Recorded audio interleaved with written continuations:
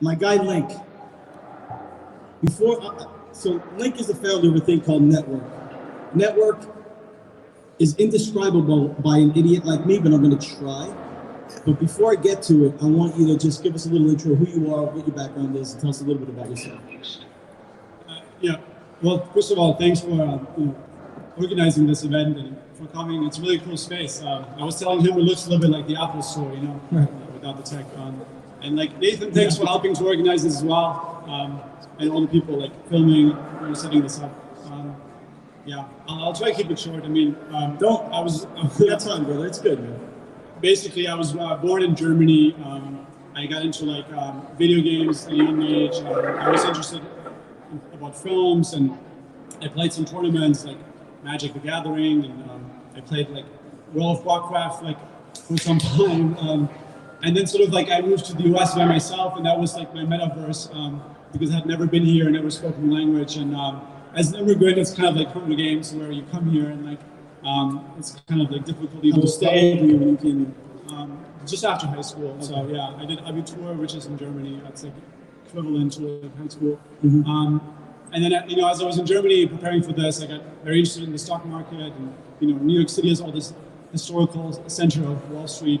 Right. And so I worked there for a while. I'll try to like speed up so we can talk about. Don't take your time, brother. We got pretty good drinks. We're good. And then I went to school in New York and in London. I did like 2 degrees. You went to Harvard. That was for grad school, yeah. Yeah, me too. So then, it's kind of like this journey of like my visa expires, and then how can I stay here? And after like Harvard and graduate school, I moved to like Silicon Valley. I helped some startups, and then from there I got slowly into crypto, and I did that for a while. And then a good friend got into like longevity, which is like anti-aging and how you can live longer. So I explored that, and I studied like brain-computer interfaces. And because I had done lucid dreaming as a kid, I sort of like got interested again into dreams, and I began exploring that and sort of combining all these different things into like what I call virtual dreams. So I can speak about you just said about 17 hours worth of podcasting material, but I'm going to glaze over it to get to the main point tonight. Thank you for sharing that. Between Harvard and lucid dreams and all the things you said, it's really interesting. But when I do a little bit of research on everybody I try to interview, and he sent me his white paper for Network. I never did this before, but I have to do it because, I feel stupid reading Sports Illustrated. I felt like a caveman after this, but it's really, really interesting and important regarding what we're talking about, in history right now. So check this out. This is the first page of his white paper. You ready? Bear with me. A decentralized brain-computer network would allow anyone in the world to participate in exploring the frontier of the brain while creating a strong forcing function to accelerate the number of neurons we can currently interface with. A network of peer-to-peer brain computers would empower individuals to own the data that would flow between brains and computers. By creating a network of open, permissionless protocols for brain computers, a diverse set of stakeholders will govern and guide its future. Virtual dreams, as a novel medium, could become an alternative reality to explore the nature of reality and accelerate progress in the mind sciences. Other brain-computer applications could be developed as tools for individuals to heal and liberate themselves and others. That's the first of 25 pages. That's brains and computers working in conjunction. Am I right? It's like divergence. Okay, let's go back to work. How do you explain that to people like me? Like that? That's brains and computers working together.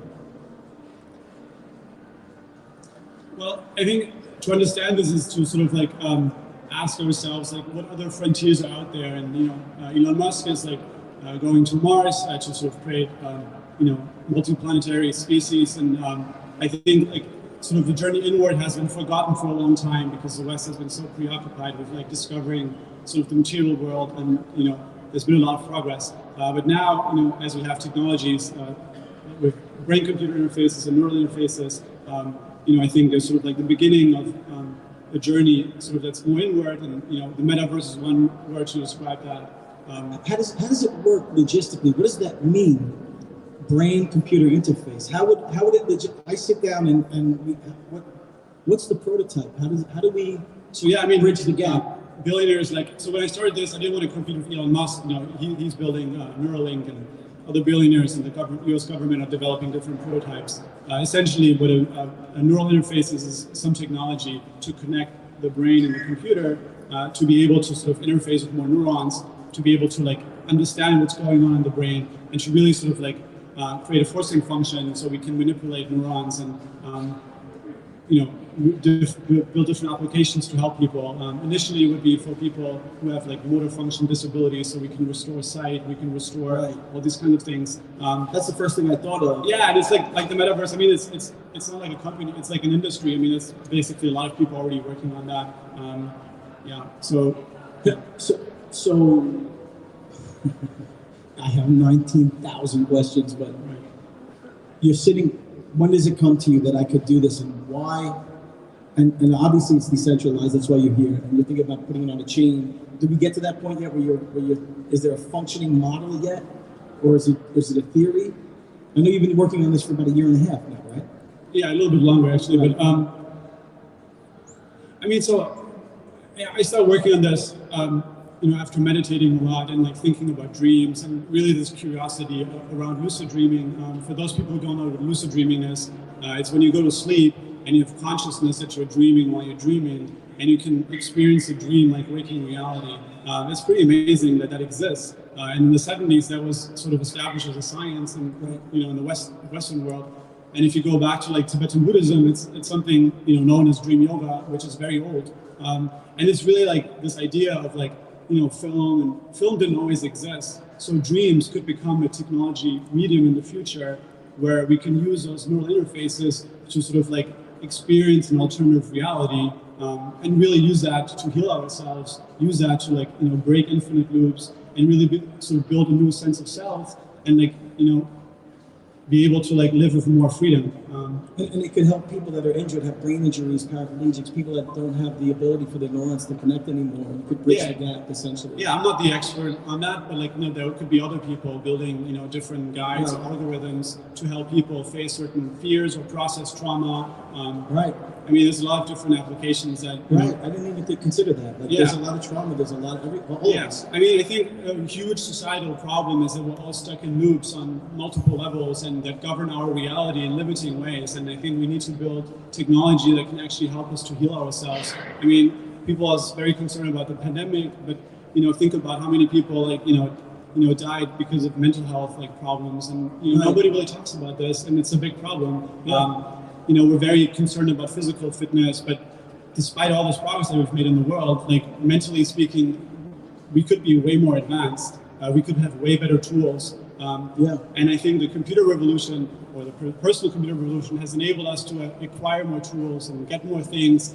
But I think with brain computers, we're sort of standing at a beginning of being able to create tools that would allow us to literally become more free. And I think that's very important, because otherwise it really doesn't matter how much you have, and it doesn't really matter if you're not really internally free. And a lot of people are discounting that, living in the present and being mindful, but that's it. Life is to be lived in the present moment, and there's nothing better than being free from these mental loops, so you can actually enjoy what you already have, and you can be more authentic and more genuine. And mental loops. Yeah.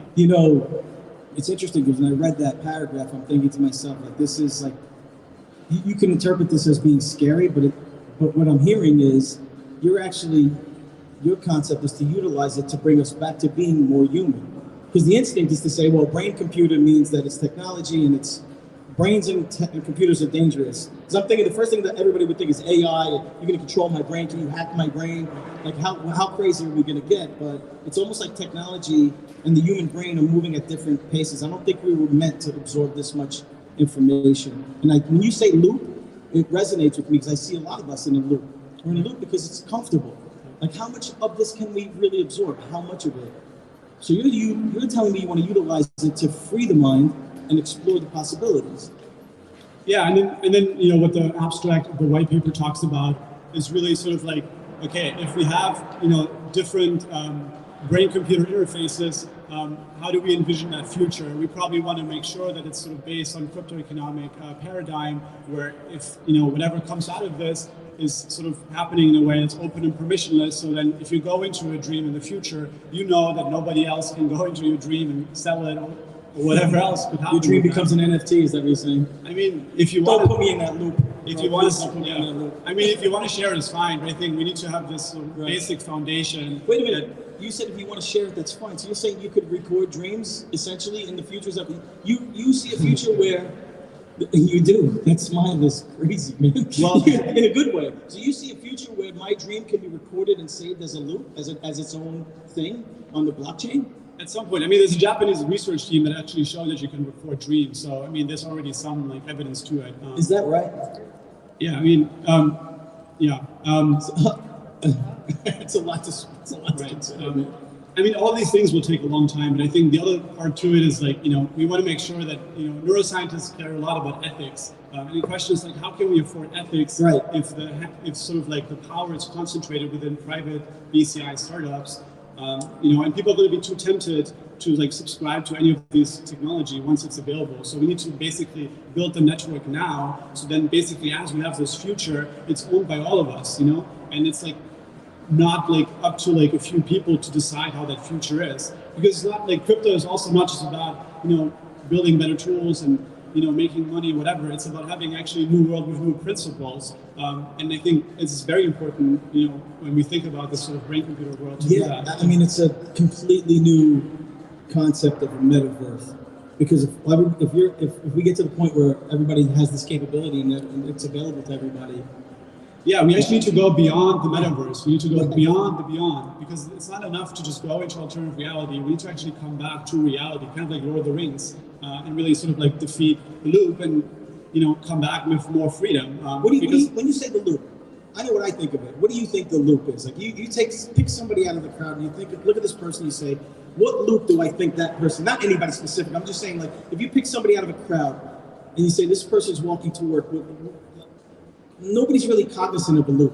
Yeah, I can't perform Inception on people yet. So. No, I know, but people have loops. I think that resonated with me because I have a certain routine and a habit and a thing that I do. Right. And then sometimes other nights I do things that I shouldn't be doing, but that's out of the loop. But the truth is that when you say the loop, get people out of the loop, that's next level. That's like expanding the human existence, consciousness almost. Is that right? Yeah. Or am I just trying to sound smart? Yeah, it could be, but I think basically it's just we wake up and we sort of have all these kind of assumptions about what reality is, and we have all these filters, how we perceive reality, and we're not really in the present. And it's because certain loops that we run that we don't even question that govern our reality, and it's really just sort of different for everybody else. But I think loop is just a good sort of mental model to understand. Yeah, this comfort zone. Because I think it comes down to problems. What is a problem? Sure, it's cool to go into alternative reality and the metaverse, but really what's important is how can we solve problems, and mental loop is this big problem. Because mental health sometimes is this word that people don't want to talk about, but I think loops is something that everyone can resonate with. Right. And everyone has certain loops, and as a society we have loops. As groups of people, we have certain loops. So it's everyone can also agree that they want to break those loops so they can have more freedom and they can enjoy more of what they already have. Exactly. You mentioned mental health a lot. Yes. It resonates with you. Is there a reason why? Yeah. It's okay. You're talking to a psychotic maniac. Yeah, it's okay, bro. You're in good company. If there's anything you want to share about you, your family, just because I think all of us are either in the throes of dealing with our own stuff or have family members, and it shouldn't be something we don't talk about. It's ignored. I always liken it to when somebody breaks their arm, you feel bad for them because you can see a broken arm. You can't see a broken brain. You can't see the pain and the struggle that somebody's going through. So when we say mental health, especially people from my generation, it has this negative connotation, but it shouldn't. It should be as important, maybe more than physical damage. So hearing you say that a lot makes me feel like you're passionate about it. Yeah, passionate. Passionate about it. Right. I mean,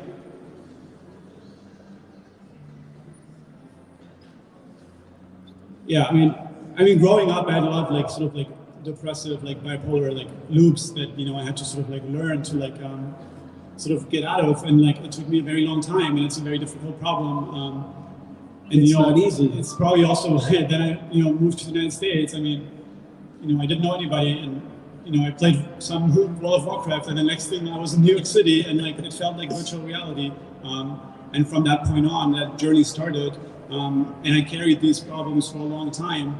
And yeah, Link, let me tell you something. I mean, you're in a room full of very smart people, and I would imagine, I would venture to say that most of the people in this room understand exactly what you just said, because it's a gift and a curse. The same brain that you were dealing with growing up and had those issues is the same brain that went to Harvard and created this insanely brilliant white paper. So it's a battle, right? But it's about making it happen, and sometimes being too vulnerable, then people think, you can't do this, and like. But ultimately, now I solved the problem. It was like a very long journey, but yeah, your mind is very, you can imagine anything, and yeah, it's insane what the mind is capable of doing. And the technology and the stuff that's happening in crypto right now. It's what I always talk about. I talked about with Multi-Chain Mike on the podcast last week, was that I don't care that all-time highs are off and there's this whatever. It means nothing to me. What I'm seeing now is the idea that technology is enabling things that never could have been possible. Right. So come and see us in 5 years and talk to me about what price things are. People who are worried about prices don't really understand the implications of That's a good point. this, right? So how does the blockchain and how does crypto figure into what you're doing? I mean, I guess what I'm doing is not really about crypto, but because I was in crypto early and very long time, I'm just like using a lot of these tools as a way to like bootstrap and mobilize people and make sure that it's open and permissionless.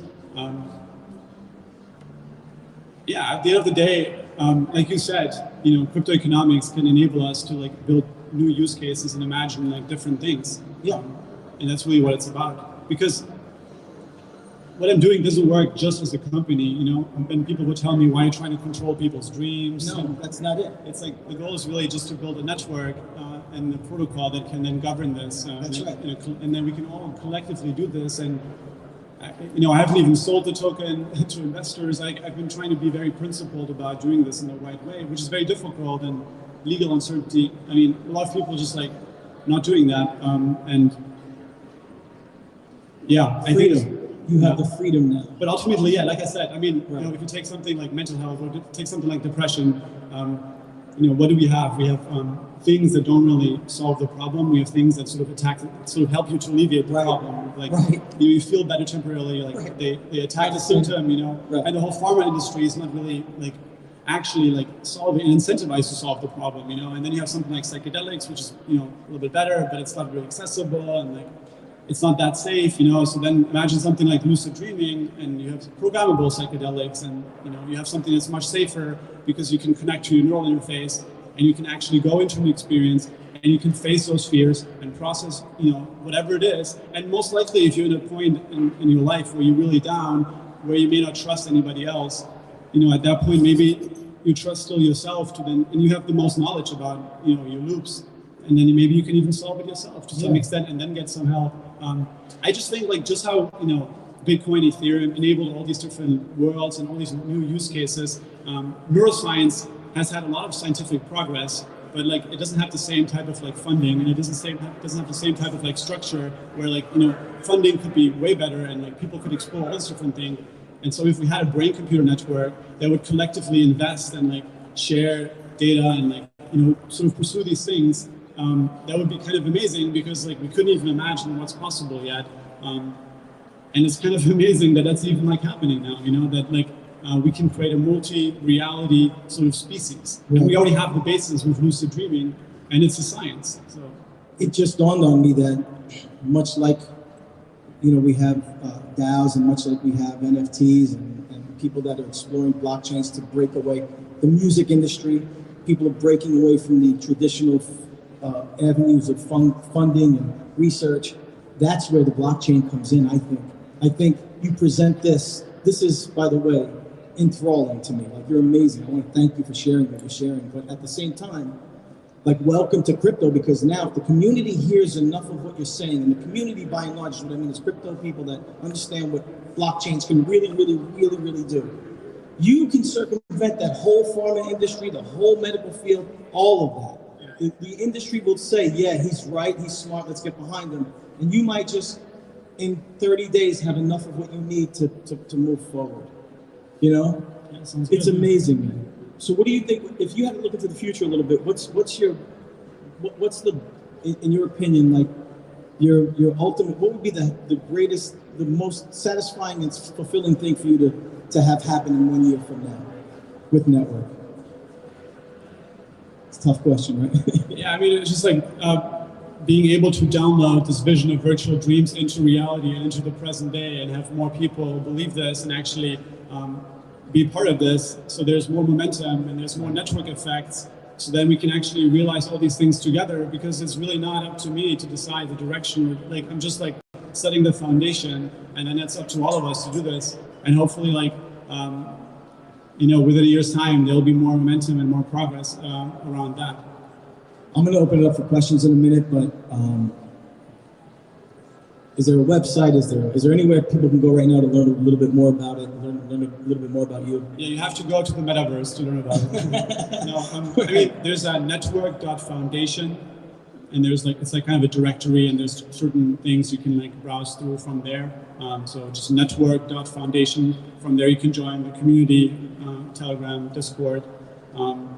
There's a white paper, and there's other things, you know. Yeah, man, thank you. Anybody have any questions? Okay, and then thank you. I have a question. You know, I was read the white paper, so how did you see this network computerized? I understand what you're saying about how you're interacting with the brain. How would you see the unconscious mind is playing into that? Because I think no, there is a kind of an unconscious mind, things that we're not fully aware of. How would you see the computer network linking in with that? How would you sort of control the outcomes of that? So the question is, how would you see the unconscious mind playing into that? And also, part of that question was, how do you control that? I don't know if that...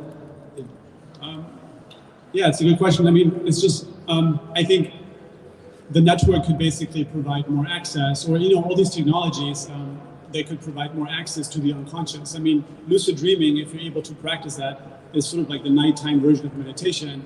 And if you're able to access that on a regular basis, you can go into, you know, exploring your unconscious. And I think as a society, we don't really have access to the unconscious, because most people, you know, are not lucid dreamers. And so I think hopefully with neural interfaces, we can give people more access to these kind of unconscious experiences that we all have. And then it's up to like people to determine what that means to them. I guess it's very personal. You know, and then other people could come up with like different patterns that they see, but, you know, I'm just like figuring out, okay, how can we get more access to this? Or the lucid dreaming community as well, they're trying to build different like sleeping masks with technology to give people more access to lucid dreaming. I mean, the metaverse is also like some version of that. So I guess it's just like, how can we, the next screen is basically inside the experience, you know? And, you know, we're starting to like realize that, and we're starting to go into that. Sort of like, imagine in the future at the Metropolitan Museum, you go there and you use a neural interface and you go into the painting and you have some experience that the artist has created. Right. And just instead of just looking at the painting, you're inside the painting and you're experiencing the world of the artist. And so like, yeah, I suppose like just we're building bridges towards the unconscious. It's about healing and understanding and growing, yeah. Sir? That's a lot like I feel like what you're doing, but I was a bit confused about like the real innovation behind Network. Is there like a protocol, like TCP/IP but for the brain like network? Is there a hardware company? Like what are you like actually, what's the actual product? The logistics of it. He's asking what's the hardware and the product behind it. Yeah, I mean, on the protocol level, it's to create, you know, a cryptographic medium between brains and computers in the form of virtual dreams, so that in the future, when these neural interfaces exist, then you know that you can use sort of like dreams in an open and permissionless manner. Now, there could be other ways to like sort of like capitalize on the network as this technology exists, to help people to create experiences that would, have some healing properties, or help people to like do that. I mean, because all of this is so early, like it's also just building that network and then figuring out what kind of like you sort of like how the product emerges from building the community. Like, I mean, all these things are very early. Like, crypto still is also very early. Right. So it's like, I think the innovation is to create dreams as a medium, like film and music, right? That doesn't exist right now. And then building a network to enable that in whatever way, and making sure that those principles are basically embodied, in that technology. It's not about me to like, build a specific implementation of the technology. It's about creating a network that sort of like, has that momentum and, incentivizes people to like build different implementations towards that vision. Yeah. That's awesome. Thank you. Somebody had a backup? So one of the things I'm actually most excited about the metaverse is it's hard for me to imagine that we've had the experience of going into the metaverse and we'll be able to play with gravity and change form and then come back to this world and not be able to access new parts of our mind. And it just sounds really in line with what you're talking about. Like, I am imagining the metaverse to sort of be like a lucid dream. What do you think about that? So the question is more about how do I imagine the metaverse versus like lucid dream? And also she said she envisions going into the metaverse and playing around with gravity and different things, and how does that affect your brain when you come back, right? Yeah. Yeah. That's a really good question. Yeah, take a minute. I can play some Jeopardy music while you think of an answer. It's a deep question. It's really good. Yeah, I mean, generally I think, and I don't know if that answers your question, but generally I think you're able to bring certain insights back. Obviously like, lucid dreaming experience or metaverse experience will have certain different properties than, this reality, and, there will always be a difference. But maybe the question is also about like, are you able to bring back those insights, from the metaverse or from a lucid dream? And you can. I mean, like, there's been enough lucid dreamers that have reported, around like, different things that they could be able to learn, or different fears that they were able to face. Yeah. Right. So it's feasible, and it's not. And I think, it's just like sort of like this. There will be sort of this two-way feedback loop reflexively to influence like this reality and this reality, and then it will make you question, sort of like what is reality? Maybe it's all just a dream, and like it will sort of like question. Will you question a lot of things in both worlds, I guess, and it will be like an ongoing thing, and then at some point they will like seem maybe more similar, but there will still be differences. Start to coalesce. Yeah. Somebody else, sir? Yes. While you were talking, I kept hearing this phrase in my head. I thought maybe you might want to use it. I don't know, like the inner verse. The inner verse. Copyright that. Exploring the world within. Yeah. That's what it sounds like it's doing, like exploring Inner the verse. world inside, right? Yeah, inner verse is also a good way of saying that. The metaverse is something that's established. Like there's certain limitations that's in the metaverse, but inside, in your inner verse, like I lucid dream. Right. And when you lucid dream, you don't have any limitations. Right. So will your software have that aspect where, like, say if I'm using it and I'm dreaming, I can constantly create the reality that's in front of me? I mean, yes. I mean, this will obviously happen in stages, and like all of this is very early, and it won't, be able to like give you the experiences like inception right away, and this will happen over time. Yeah. I mean, innerverse I think is a good word. In some ways, I'm trying to stay away from like metaverse, anything verse related, because just to make it more distinguished. But I mean, at the end of the day, it doesn't really matter what we call it. It's really just like, I think it's really dreams what it is, and dreams mean different things to different people, but everyone knows what a dream is. We had another question here. I'm sorry, I didn't get to you. Are there any specific type of like medicinal psychedelics that were researched by the form of programming? That's part one, and then part two. Can you talk a little bit about dream ownership? Yeah. So the question was, Were there hallucinogenics involved that? No, not that you use them. Not that you use them, were they you were inspired by the idea of hallucinogenics? And then dream ownership. I'm buying his first NFT, I'll tell you right now. I'll try to speak about it more generally. I mean, a psychedelic is sort of like a lucid dream without the virtual reality aspect, right? And the advantage of a psychedelic is that you can take it with someone that can guide you during the experience to face those fears or process certain things in a way that's difficult in a lucid dream, because shared lucid dreaming is just very, very hard. Maybe not even, some people not possible, it's not possible.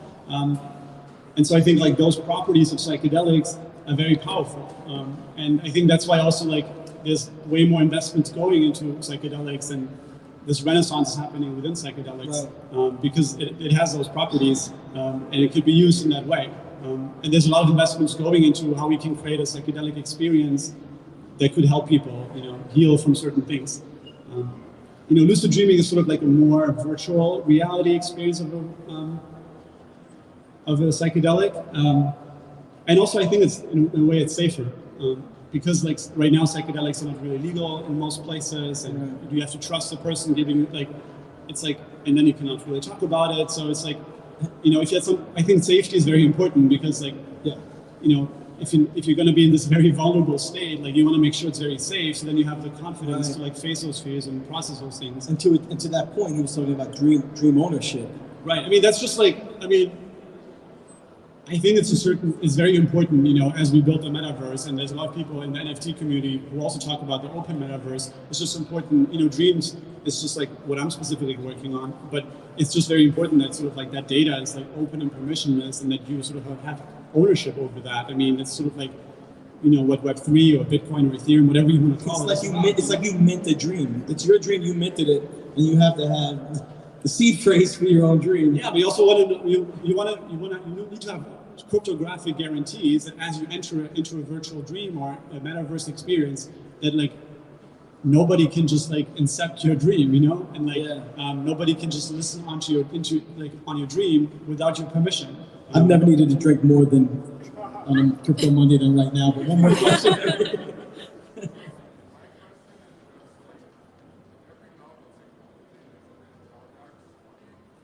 Drawbacks. Right. What are the drawbacks? And then we'll wrap it up after this. All right. Yes, sir. One more after this. Any other questions? Any other question? Let's just do it. Okay. So the question was, as long as you guys are cool with it, we're good with it, right? Yeah. You can hang out a little bit and ask questions. We're good, right? So the question is about the drawbacks of what particular? Just drawbacks in general. What do you think some of the drawbacks might be, and what are you doing to prevent them? The technological drawbacks. What might be like owning your own dream and? In some ways, I already talked about this. Yeah, it feels like you did it. But like, I think like to reiterate, I guess. Be careful. Own your stuff and watch it. Yeah, it's just very important that we build this future in a mindful way, and that we make sure that the power is returned to the individual, and like that all of us sort of like control this, and that it's not a small set of actors that are determining the direction of this. Right. And that's sort of that, the access to that data is like open and permissionless. And then we also use it, for helping people to heal themselves instead of just for, entertainment purposes. Right. Nothing wrong with that, I mean, you can use that and have also fun. Like ultimately, what you're talking about, the idea and the concept, the mindset behind it is so positive and so good that it should carry it through. You'll get your moments where people are trying to do X, Y, Z, steal stuff, and take people's dreams and thoughts. But ultimately, the foundation is morally right. Right. I mean, in 2020, nobody really talked about the metaverse, and then all of a sudden, 2021, exactly all these things happen. Everyone already talks about this, sort of like the metaverse. And it's like enough people. In some ways, I feel like it's already happening. I don't need to work on this because it's already happening. Like there's enough capital like going towards this. So like, but I think what needs to happen is that we come back to reality, and that we build this in a way that actually help people to like heal themselves. And that's why I think this mental model of virtual dreams is good, because it's what I'm working on is the motivation is not just to like get people into the metaverse. I said this before, but also bring them back into reality, right. Or bring yourself into reality. And like, you know yourself best, and so like you can probably do that yourself, or you can have access to help.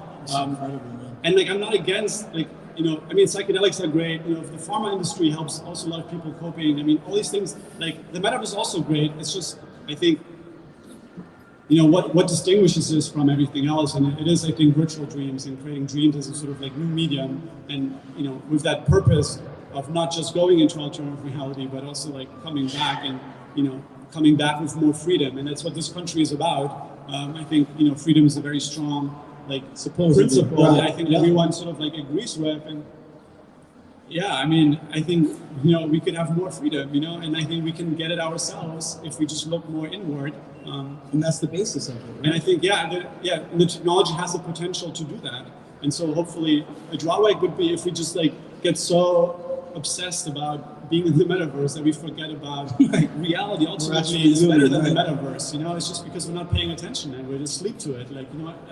Otherwise everybody would be lucid dreaming. But the reality is people go to sleep and they have delusional dreams and they don't even know what's going on, and they're sort of like being, watching the dream. I'm not sure what's going on. Sometimes I go to sleep and dream that I'm Lance Thomas, who happens to be here tonight and has a question. Mr. Thomas, is that a segue? Is that a segue? All right. I think what you're doing is genius. I think that what a lot of us have realized during this pandemic is that a lot of people, for the first time in their lives, had to sit alone with their thoughts. Right? It was the one time in our history, at least, where the world stopped, and there was no real punishment for it. Right? Like, you weren't working, you didn't have to pay your rent, you didn't have to do anything. There was a point in time where you had to sit alone and be with your own thoughts. No consequences. It was the first time where you actually had to journey inward, right? Mm-hmm. And a lot of people are very scared of who they are internally. Mm-hmm. A lot of people don't even like to look in the mirror, right? Let alone look inside and see all the stuff that they brushed under the carpet for years, right? So there is I want to answer some of the questions I heard because I can definitely relate to a lot of it. Lucid dreaming and the metaverse are two completely different things. Right. Lucid dreaming is lucid dreaming is you being more wave and less matter, right? So like a lot of these people who yearn for these things, they go for it going into it with a psychedelic approach, right? Like, for instance, like most people will either do ayahuasca, they might do mushrooms, right? But little do they know that you can get to these altered states of reality internally, right? Like the active component in LSD, the active component in ayahuasca is DMT. We naturally can create that. Right. And people don't even know that. We have in our pineal gland. It just sparks it. Ayahuasca and LSD just We have calcite in our pineal gland, which helps change the chemical component of our serotonin. Serotonin wakes us up, turns into melatonin when it's time to go to sleep. Right. The spinal fluid that we push straight up through deep meditation, when you do that, the pressure that goes around the pineal gland with the pressure of the calcite crystals in there changes the chemical component of the melatonin, which turns it into DMT. Yeah, so we have it in us. Takes you to these altered states of reality. People who lucid dream naturally get there. That space is called the quantum, right? So this technology is going to be able to help you literally download thoughts. It's incredible, right? The quantum here. Yeah. And I think it's genius to do that because a lot of people now are, the psychedelic phase is people starting to realize that they are starting to wake up the more dormant parts of our brain. We only use anywhere between 5 to 10% of our brain anyway. Right. So when you venture to these alternate states, right? Like I've been there plenty of times. I know how to get there. I can sit here for 10 minutes, 15 minutes, I can probably get there. Is that right? From just practicing, knowing how to control it. Wait till the end of the night, please. Man. But no, I'm saying a lot of people don't really understand. Right. The journey inward is way more important. It's deep. The metaverse is a distraction. A lot of people are going to the metaverse to be something and then come back, and they still have those traumas because all they're doing is being distracted from what's really happening on the inside. That's exactly what he said. Lucid dreaming is very important. It is. I think that people need to get more in touch with who they are on the inside because you shouldn't be looking outward before you look inward. Know who you are. That way, everything in front of you is an opportunity. It's like in the quantum, everything is an opportunity. If you look at it, you got to go up there with intention. Oh, that's incredible, man. Thank you, man. Thank you. Did you? I hear the question as well. But isn't that kind of exactly what you said? Yeah, exactly. You guys should switch business cards. Go ahead, brother. So how do you Thank you. Sorry, man. Yeah, great remarks. No. Can you summarize that a little I bit? mean, he was just saying lucid dreaming has enormous value and it goes beyond the metaverse. And people are realizing that now, and we should just tap more into this. And that I'm a genius. Essentially, what he's saying is that we have the ability to do what he's talking about. We don't need, the human body is capable of producing DMT, and you can get there without LSD, ayahuasca, or mushrooms. You can do it. And if you know how to do it and you study it, you can get there. So this just accelerates that. Yeah, and I think that's an important point actually what he said is like lucid dreaming you can generate yourself without taking any substance whatsoever. Like you were able to by sheer realization while you were asleep, you can get lucid.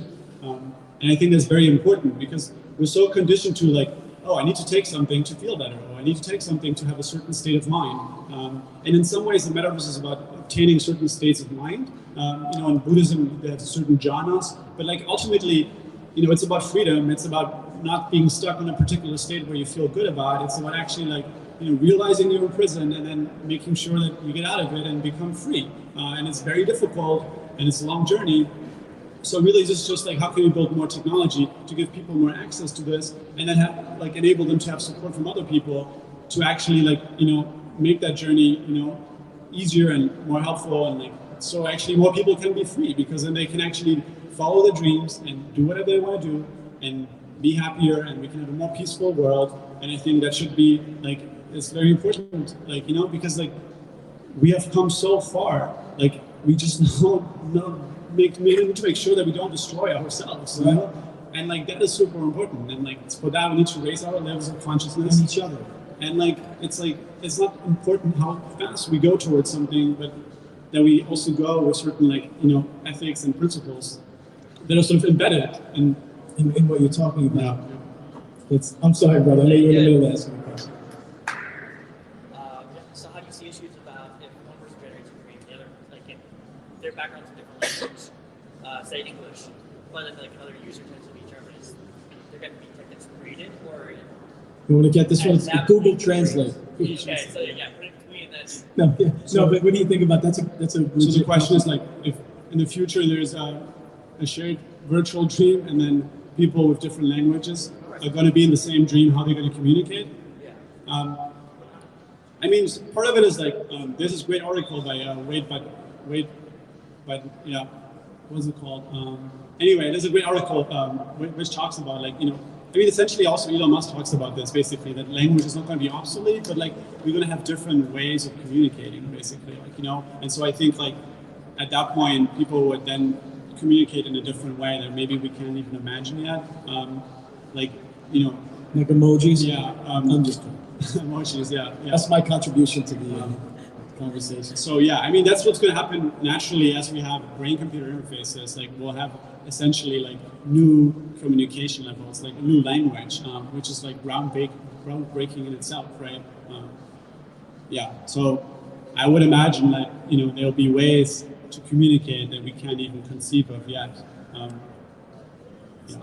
Ladies and gentlemen, Link Daniel, Crypto Mondays. Come on, man. Thank you, brother. Let's just drink a ridiculous amount of alcohol right now. Yeah, and the article is the article is Wait But Why. It's basically a Neuralink and brain-computer interfaces. It's a really long essay, which is really cool. And there they talk also about how we're going to have new languages. There's so much to this. It's kind of amazing, just to think about it. Yeah. And we're so early to this, You're going to stick around, right? Yeah, if anyone has any questions. You want to talk about it with Link? He's going to be here. If you want to talk to me about stuff that happened in Brooklyn last night, I'm here too. Have a good night, guys. Wow.